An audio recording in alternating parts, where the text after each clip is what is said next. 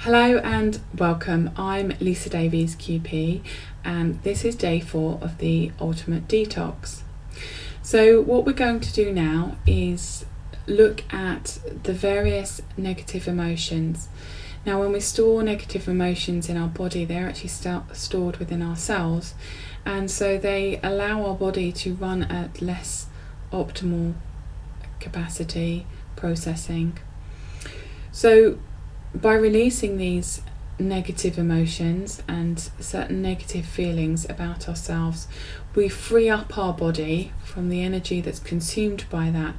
So the way that you can possibly relate to this is if you find that you get angry quite quickly, or you get jealous, or you feel let down, and if that comes at you and it's a big thing, it's kind of quite engulfing, that's going to take a lot of your energy out. That's going to take energy away that would otherwise be used for organs, for blood flow, for digestion, for processes, for cell renewal.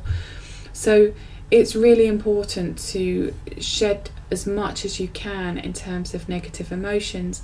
There are some negative emotions that are really serving, and in the purpose that during that process they can serve you. For example, if someone died, you'll go through a grieving process. You wouldn't release stuff there to allow you to go through a natural process. Anger can be good if it can protect you from a certain situation. So if the emotions are appropriate and are triggered by a particular event, that you do have to have some element of a natural cycle to, then they will still remain until you are ready to release them. But a lot of the stuff from the past, whether it's around beliefs or whether it's just, you've got conditioned yourself or someone else conditioned you into a way of being, a response to something, a very stress response to something. So if you're overwhelmed, why is that and where did that come from? So we're going to be releasing that. Now this is going to be done across a number of tracks, and you're going to want to allow yourself to do the tracks one by one, and you may want to allow a day for each track so that you can fully acknowledge the particular emotions that you've got there and any particular events and how that's led up to certain patterns for you as well. And there might be some hidden things, so you may do some processes and some emotions and you think others don't really recognize much in you, but they are eating away at the layers, and it depends on what is at the top layer as well.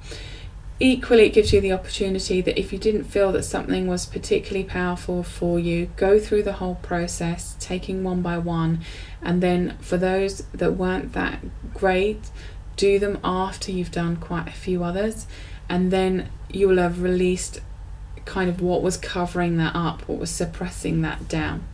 And so you can do that. Now you're going to notice a really big shift in this. You're going to change a lot around your perception of your world and other people that are in it, and situations as well, because when we have negative emotions, that is how we view something. It's coming through our lens, it filters everything. It's like having a blue filter on a movie, on a film.